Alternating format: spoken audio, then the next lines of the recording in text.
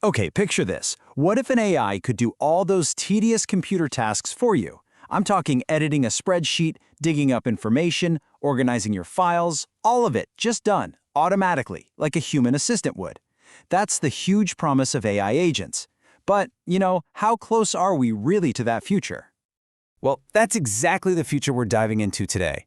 It's all based on this fascinating new research paper called, get this, The Unreasonable Effectiveness of Scaling AI Agents. Now, a title like that, it just screams that we're about to uncover something really powerful and maybe a little unexpected. All right, so first things first, let's really nail down the core problem here. What's the biggest thing holding us back from having these super useful digital assistants in our lives? So the fundamental issue really is reliability. On paper, these agents are brilliant, but in the real world, a single tiny mistake during a long task can create this massive domino effect. I mean, imagine asking an AI to, say, plan my weekend trip. A single unexpected pop-up window, something it just doesn't recognize, could completely derail the entire process, searching flights, booking the hotel, adding it all to your calendar. Poof, one small error and the whole thing gets hopelessly tangled. And this inconsistency, it's what researchers call high variance. It doesn't mean the agents are dumb or anything. It just means their performance is all over the place, totally unpredictable. So you might have one agent that just nails the first step but then totally fails on the second. And another agent, it might do the exact opposite. It's like they each have a different piece of the puzzle, but no single one of them can put the whole thing together perfectly every single time. So, okay, if one single agent isn't reliable enough, what's the fix? Well, this paper proposes a totally new approach, one that finds its strength in numbers. And this brings us to a whole new way of thinking. See, the old way, the traditional approach, it's kind of like a one-shot deal. You run a single agent and just cross your fingers, hope it gets everything right. That's a super high-risk strategy, right? But this new idea, they call it wide scaling, is completely different. Instead of just one attempt, you run many agents all at the same time, in parallel. You get multiple shots on goal, which gives you a much higher chance that at least one of them is going to succeed. But that immediately brings up a huge question, right? If you run, say, 10 different attempts, you're going to get 10 different results. Some will fail, some might be kind of right, and maybe, just maybe, one of them is perfect. So how on earth do you find that one perfect result, that needle in the haystack, without a person having to sit there and check every single one? And this is where the real breakthrough comes in. The paper's solution is this incredibly clever method they call behavior best of n, or just bBoN for short.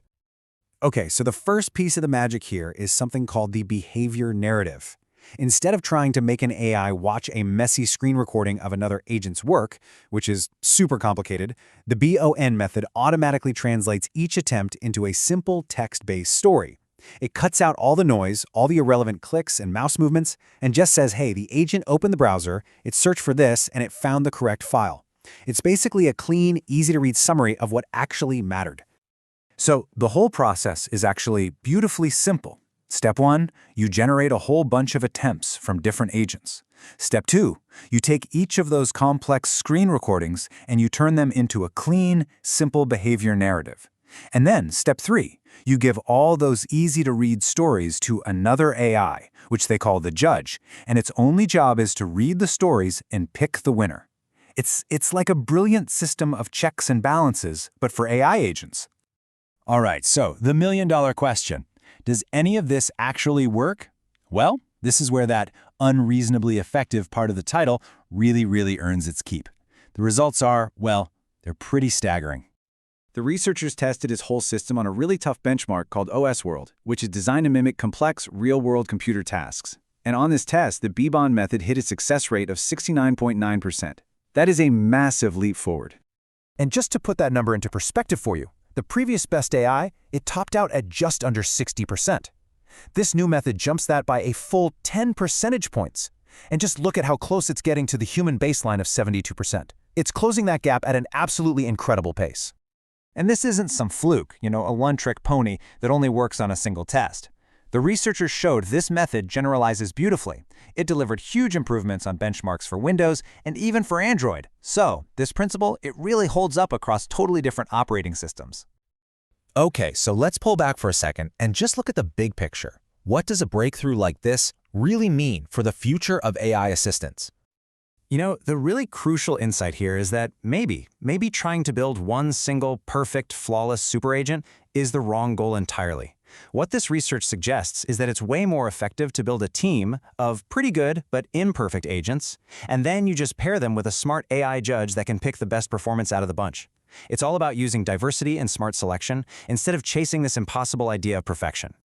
And the paper's conclusion just nails it, saying that this wide scaling paradigm substantially improves robustness and task success rates. We're not just talking about a tiny incremental improvement here. This is a fundamental shift in how we can make these agents reliable enough to actually use in the real world.